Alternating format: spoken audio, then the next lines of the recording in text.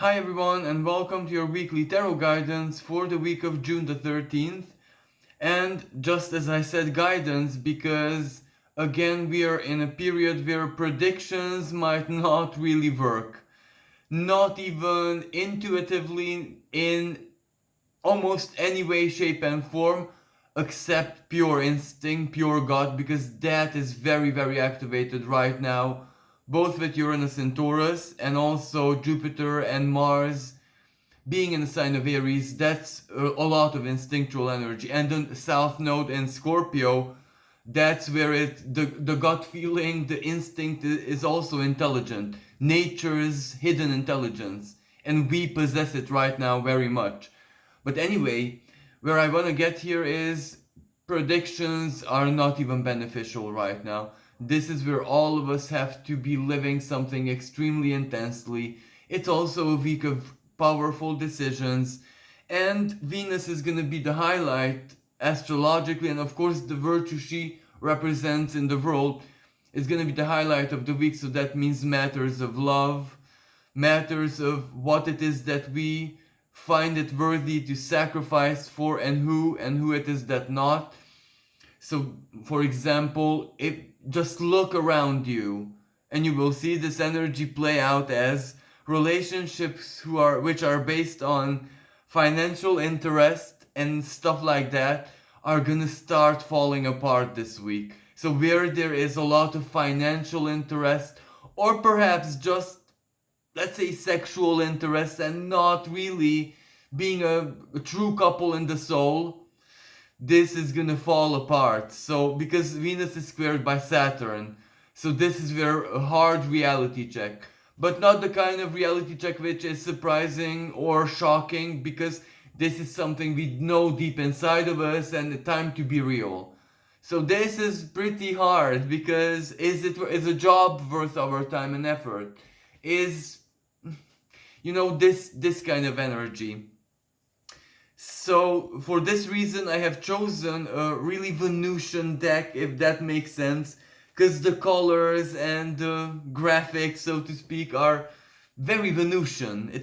This gives me the vibe of Venus and Taurus. This deck, not the natural part, the nature part, or the minimalistic part, but rather the opposite, because that's also Venus and Taurus. So let's see. Ask for guidance. What we can expect this week.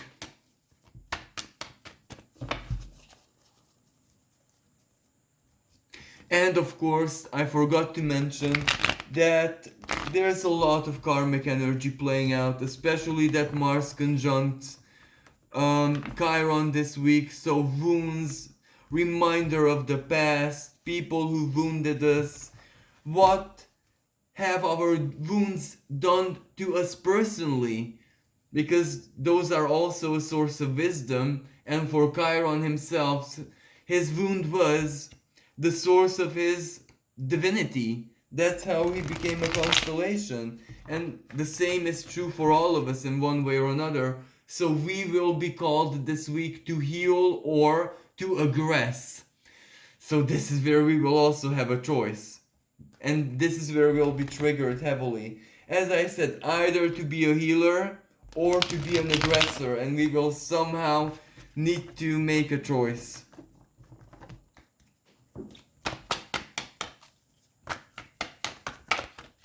Oh, and it's also a full moon week in Sagittarius. So feelings are gonna be okay. Well, this isn't the most beautiful card in the deck. Oh my, no. Well, it's not as bad as I thought it would be, to be honest with you. I'm gonna show you in a minute.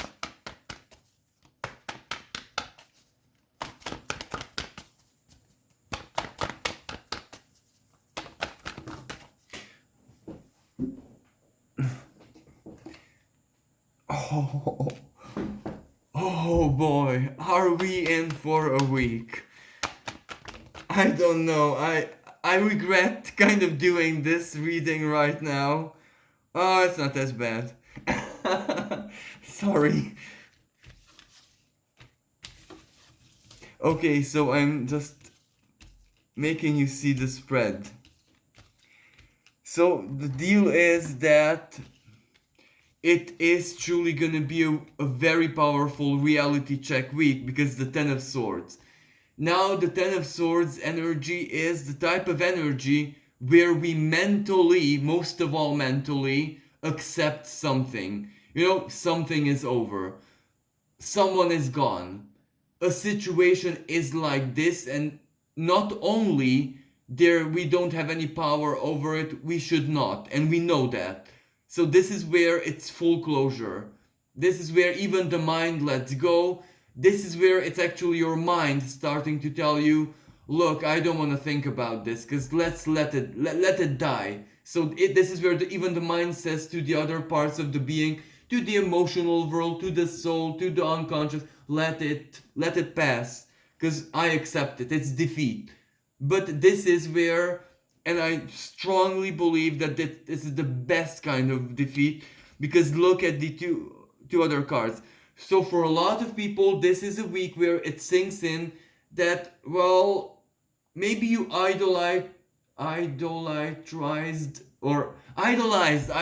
the person, a next lover, or this person, that person, family member, teacher, guru, best friend. You idolize someone either in a romantic way, so they were a partner, the ex did some this for you, that for you, there were good things, and this is where no, a shock, a reality check, where no, the relationship was not good and healthy to begin with.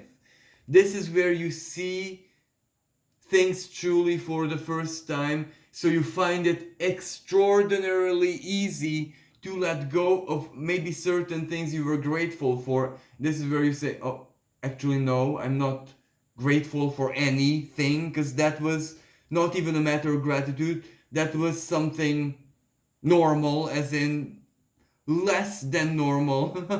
you know so yeah, this is where you let go of something deep. The relationship is over. You no longer love the person you were obsessed in.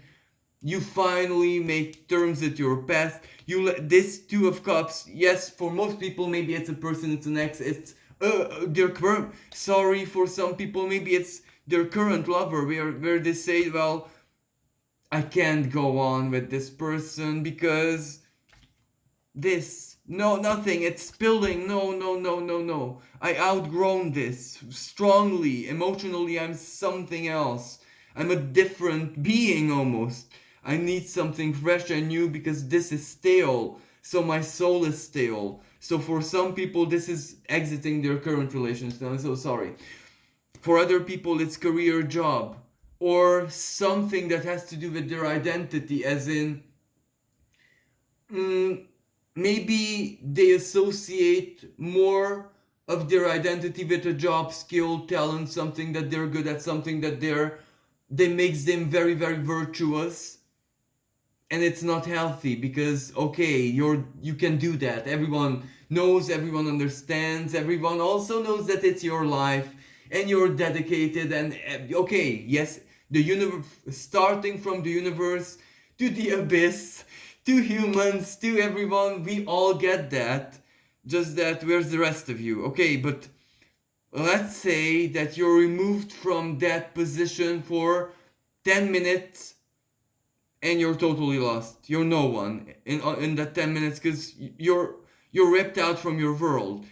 And okay, that's understandable, but is it truly, it should, all you need to do is really discover who you are, the rest, who the part of you which isn't there, that's not lost, that's not a void, that's not flesh wound, that's not nothing, that's just waiting for you to unwrap the present, because that's a divine spark as well, but a human version of it, a type of personality, so naughtiness, playfulness, preferences.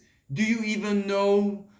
And I maybe shouldn't be saying this, but this is what I'm channeling. Do you even know what your pleasure zone in which part of your body is it, or is that something totally alien to you? Do you even know that dimension? You know, some people maybe listening to this are alien to dimensions they should not be to, like earthly sensations and stuff like that. So this is where you really need to loosen up. And that's why you need to let go of all of this. So let this happen. Because look what awaits. The Prince of Cups. So this is where, in the worst case scenario, this is you. In the best case scenario, this is where someone's knocking at your door, either a new person or a new job opportunity or the resurrection of your career, or whatever has to replace this, because this ended in your mind. So your mind has a lot of free space, so it can download. It almost wants to learn, to be immersed into something. Your mind starts getting bored after this, so don't wait for boredom to set in. And look, this is where there's a strong material or financial equilibrium happening. This is where either it's regeneration, physical regeneration, healing, physical healing, or material, or this is where well-being is setting in. Almost like it's also well-being knocking at your door, but you're afraid, you're insecure, you're afraid, you're not very strong emotionally right now, but it's okay because the child part of you is very alive. So leave the inner adult in this state, no problem. Okay, she can, he, the Queen of Cups doesn't matter because we all have that energy inside. The worrier and the maternal parental energy, let that worry. Okay, let that sit in her corner and worry.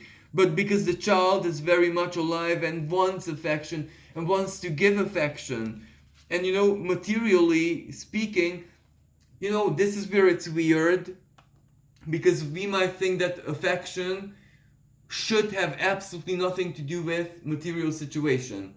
But when Taurus is involved, and when the sun holds in conjunction with Pluto in an earth sign, that means when, you know, affection, receiving affection, being the recipient of affection, you know, that gives us a kind of state, you know, where the cat makes that funny sound. But for us human beings, that's a frequency, almost an electromagnetic frequency that our brain emits. Of course, with hormones involves energies, inner alchemy and all of that, but that's a state of more than being okay. And that affects physical reality. It makes you thrive even if you don't want to, you know what I mean? Even if you're totally disconnected from money, material side, or maybe suffering materially, that kind of frequency is the only thing that can negate the self-victimization and everything that might cause material dysfunction. That state of, I don't even know how to bliss ultimately, if that makes sense. Well, you can imagine that the inner child producing those frequencies, that's the magic that can counter our negative creation, or our the shadow working deeply within our unconscious and ruining our lives, manifesting our fears and stuff like that. That may be happening, okay, but this not just counters it but drowns it. It ruins that bad mechanism, and then you cannot help it but thrive, you know, almost like the universe injecting like a drip into you. Like it or not, you're just a vegetable, so it puts in the drip and you start coming alive. So for some people, this is what will happen, despite the fact that the Queen of Cups does not want to hear of it. Either she wants to mourn, or she wants to rest, or she doesn't want to smile. She wants to contemplate. Don't get me wrong, she's not toxic, but she just doesn't want to go out and play. And that's not the problem, because the inner child will handle everything. So any addition, no guidance. Ooh. Well, look at this. Two of Swords, so decisions, so what's right or wrong? So am I afraid of this or do I love it? Because fear and attraction almost kind of feels the same way. The Hermit, some people have to abandon hermit mode out of the opportunity that ultimately knocks at their door, and the decision is very hard for them. But this is where for some people it's like the Cinderella story, that they expect the opportunity to go away, they shut the door, and it still keeps knocking, and they open it, and, well, why aren't you going away? Because the opportunity says, I'm the kind, or that person who has the opportunity, because I'm the kind of opportunity who waits even a month, a year, no problem, that's easy. And then the Hermit is shocked, and then loses all its strength. So the Hermit kind of strength, the hair splitting, let's seek the inner truth, even in matters where it's ridiculous. Like, there are certain things which you cannot seek the inner truth in, because there is none, and that's just you creating illusions for yourself. Like, for example, this is something a lot of people, a lot of spiritualists do. This is where they meet a person and they lie, and there's chemistry, attraction, there's a lot of thing, and after the first date, they run home, barricade themselves, light incense and other smoky substances which elevate the mood, and then they storm the tarot and ask the divine insistently, aggressively, is this person good for me? The tarot always says, and this is where I'm not an exception, every tarot reader, spiritualist, or someone who loves receiving tarot readings will know this. The tarot says, how can I know, because I'm not you? Ask yourself this question. Immediately you ask the tarot, you're the self, as in, you ask the tarot then what the unconscious thinks. The unconscious likes it. And then you confuse yourself to absurdity, because the universe will pass back the ball and refuse to answer, but you will refuse to take this for an answer, frustration and all of that, and then it leads nowhere, and maybe sometimes we undo our opportunity by this attitude. So please, this week don't do this.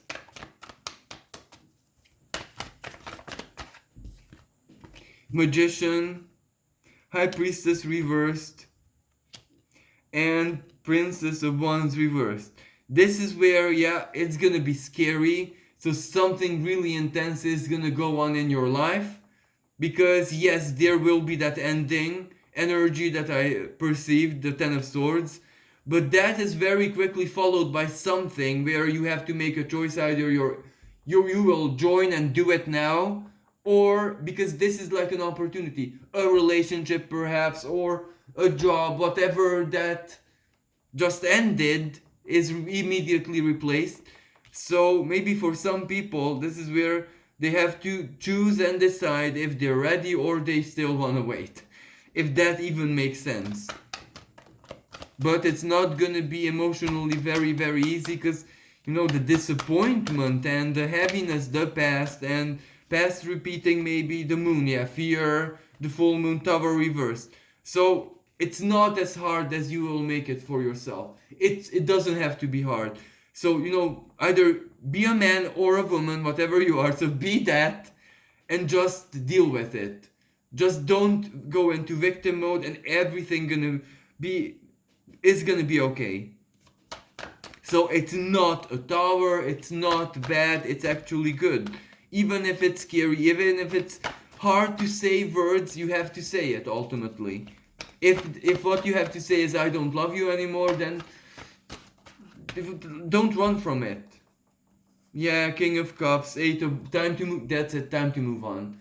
Time to truly move on, because it's all something in your life is already staling, and this time only for real it's just your fault that it's staling, because there's a certain kind of emotional stubbornness who does not want to accept the opposite of what you've been living. even if it's over, this time it's really you not refusing to move on. And but for other people, this is where they already moved on. Don't get me wrong, but a part of them is still in the past, and this is the mystery to them, because that part of them is saying goodbye to the past, and it's not as easy as they thought.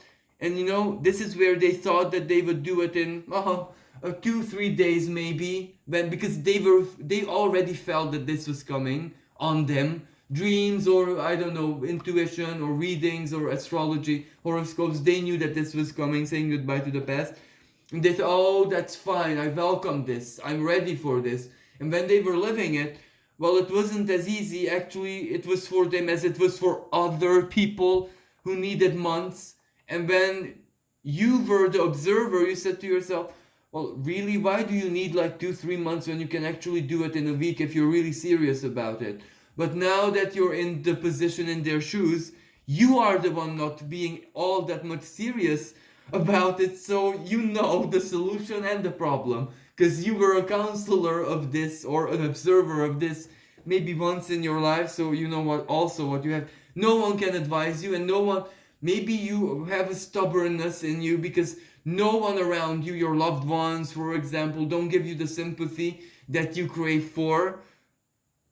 Or maybe there is a male in your life, a very wise male, like a really powerful, wise, and benevolent male who did not give you the sympathy you asked for, and it was like Armageddon for you. That's it. You refuse everything then.